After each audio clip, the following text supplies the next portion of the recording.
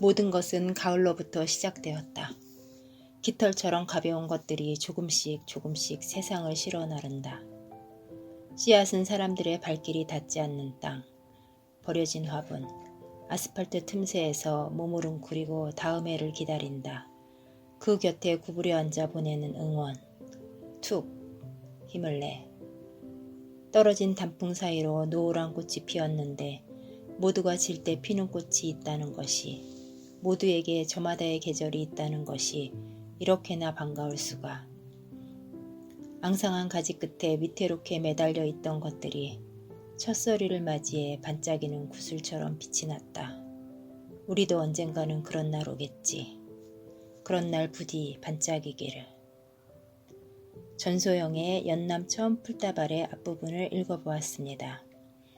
봄에 모든 것이 시작되는 줄 알았는데 모든 것은 가을로부터 시작되었다고 하네요.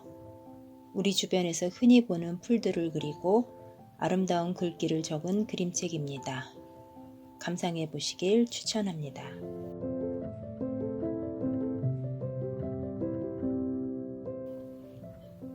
안녕하세요. 수풀의 이야기 산책입니다. 오늘부터는 아침 10시 이야기 소파에서 일어나 저만의 산책을 나서게 되었습니다. 저의 산책길에 여러분을 초대합니다. 저와 동행해 주시겠어요? 산책길에는 주제별로 그림책을 엮어 이야기해 보겠습니다. 주제는 관계, 삶과 죽음, 우정, 가족, 인권, 용기 등등의 이야기들을 해보려고 합니다. 그림책은 지식과 정보보다는 삶을 살아가는 중요한 가치들을 이야기하는데요. 우리 함께 그 이야기들을 도란도란 나누어 보아요. 첫 번째로 나누고 싶은 이야기는 관계에 대한 그림책입니다. 올해 여름은 참 더웠습니다. 거실에 에어컨을 켜두어도 아이들은 방에서 잘 나오지 않고 찜통 같은 방에서 살고 있었지요. 결국 아이들 방에 창문형 에어컨을 설치했습니다. 실외기를 따로 달지 않아도 되고 무척 시원하더라고요.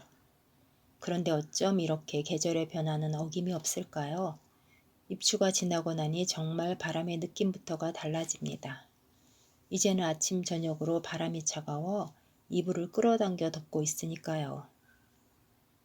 여러분은 이번 여름을 어떻게 보내셨어요? 코로나가 이렇게 오래 갈 줄 누가 알았습니까? 이제 위드 코로나 이야기까지 나오네요. 코로나로 인해 사람들을 만나는 것에도 인원 제한이 있고 언제 어디서 코로나에 감염될지 몰라 걱정스럽기만 합니다.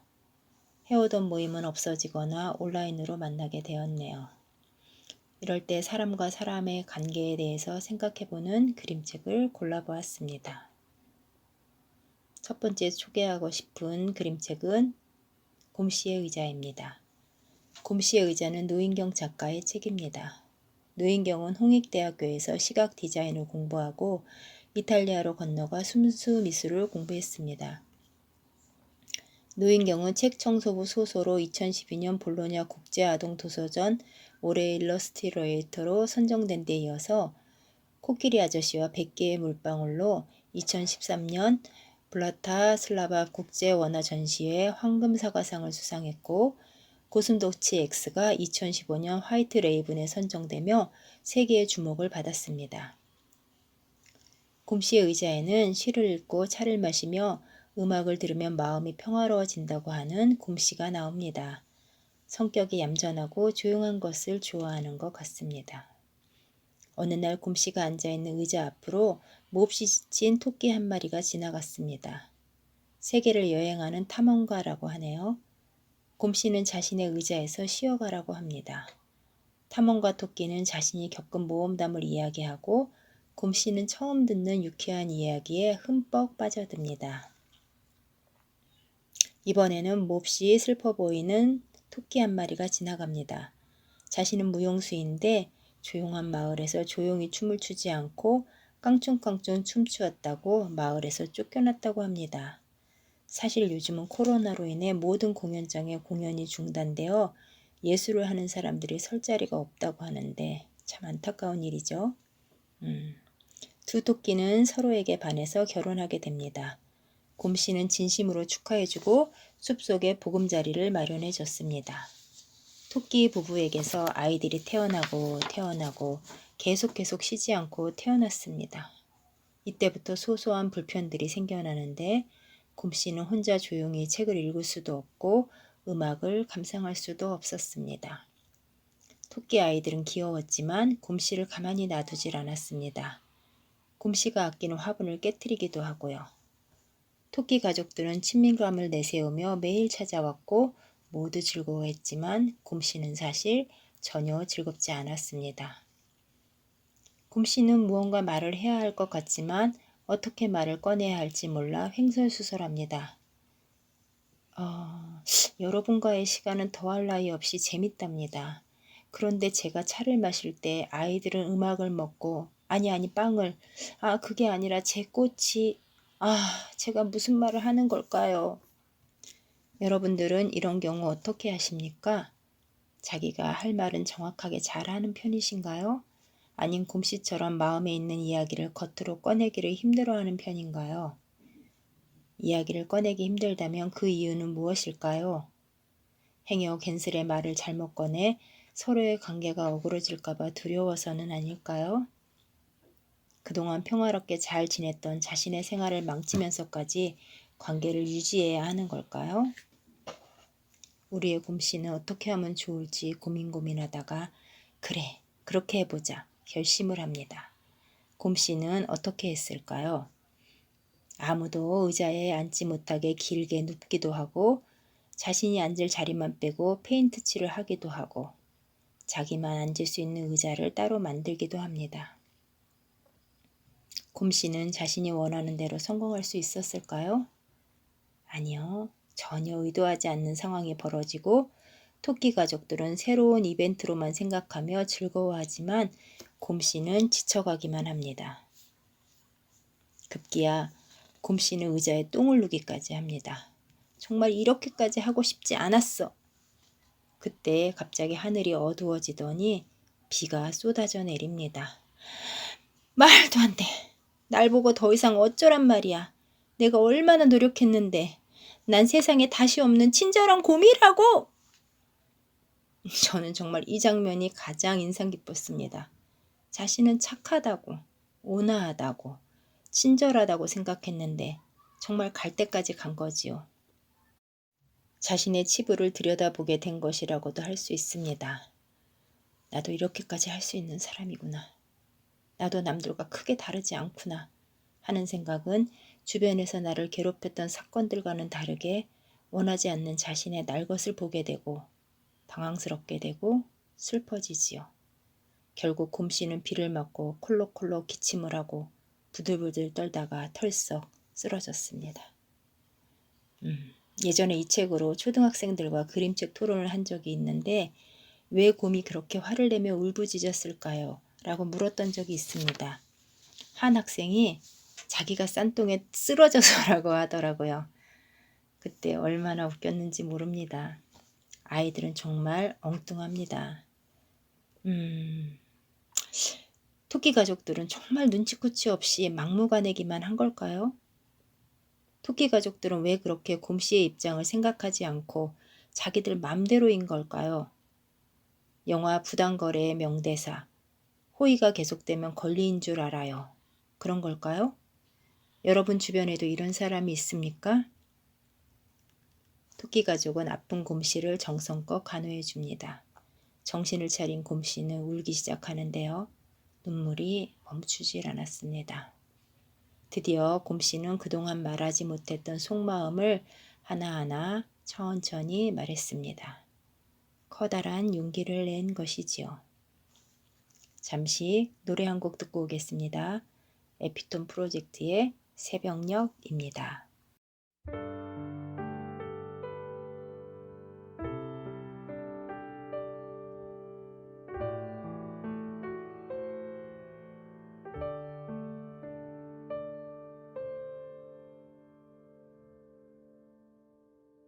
밤새 내린 빗줄기는 소리 없이 마름을 적시고 구름 거친 펼친 하늘 위로 어딘가를 향해 떠나는 비행기 막연함도 불안도 혹시 모르는 물도 때로는 당연한 시간인걸 수많은 기억들이 떠올라 함께했던 시간을 꺼내놓고 오랜만에 웃고 있는 날 보며 잘 지냈었냐고 물어보네 수많은 기억들이 떠올라 함께했던 시간의 눈물들은 어느새 난 너의 모습이 되어 잘 지냈었냐고 물어보네 스쳐가는 많은 계절이 왜 이렇게 또 마음 아픈지 모르겠어 그대여 우리 함께했던 그 많은 시간이 어디서부터 잘못된 건지 모르겠어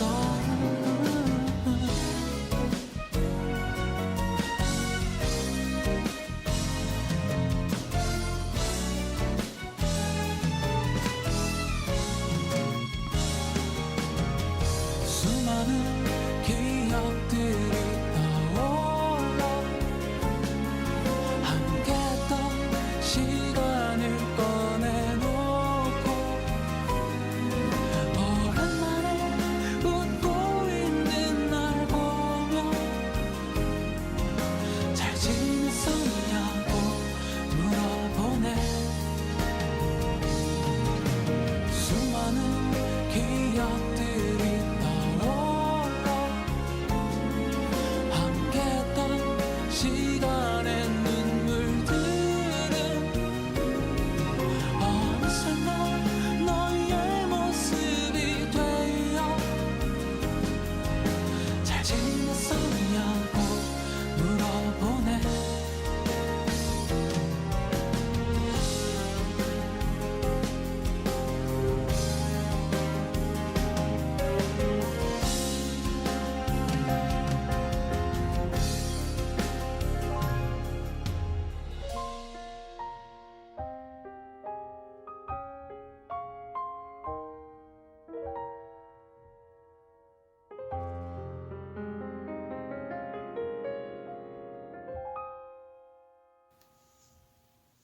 곰씨의 의자 이야기 어떠셨나요? 아, 맞아, 내 얘기야. 나도 속마음을 잘 말하지 못하는데 하셨나요? 아님, 와, 답답하다. 왜 그렇게 살아? 그렇게 경우가 없는 사람. 아니, 토끼들에게는 제대로 한 소리 해줘야지 싶었나요? 사람들은 살아가면서 제일 힘들어하는 것 중에 하나가 사람과의 관계인 것 같기도 합니다. 어떻게 하면 내 삶을 지키면서도 서로 어울려 재미있게 살아갈 수 있는 걸까요? 사람은 사회적인 동물이라 혼자서는 살 수 없잖아요. 혼자서는 너무 외롭지요. 다음으로 소개해드리고 싶은 책은 전소영 작가의 적당한 거리입니다. 책 겉표지 제목에는 적당한 거리라고 한 글자 한 글자 사이에 점이 찍혀 있어서 스타카토로 읽게 되어 있습니다. 전수영 작가는 오프닝에서 읽어드린 연남천 풀다발의 작가입니다. 작가는 늘 자연과 가까이 지내며 사소한 것, 생명이 있는 것, 아름다운 것들의 소중함을 글과 그림으로 담고 싶다고 합니다. 여러분은 혹시 식물을 키우시나요? 식물을 잘 키우는 편이신가요? 저는 예전에는 화분을 들이기가 무섭게 식물들을 죽여서 한동안 식물 없이 살았는데요. 그래도 가끔 초록의 잎들이 그리워 또 사들이곤 합니다. 요즘은 그래도 조금 잘 해내고 있는 것 같아요. 그림책 적당한 거리는 화분에 식물을 키우는 이야기입니다. 첫 장을 넘겨보면 나오는 글귀는 이렇습니다.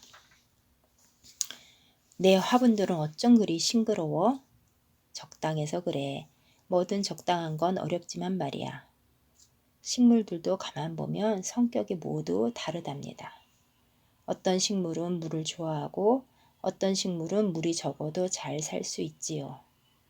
음지에서도 잘 자라는 식물이 있는가 하면 일광욕을 좋아하는 식물도 있지요.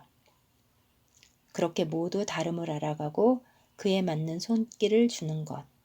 그렇듯 너와 내가 같지 않음을 받아들이는 것. 그게 사랑의 시작일지도.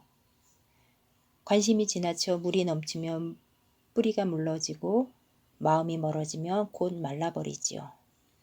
가끔은 가지를 잘라줘야 힘을 모아 더 단단해지고 더 넓고 새로운 흙을 마련해줘야 기지개를 뻗어요.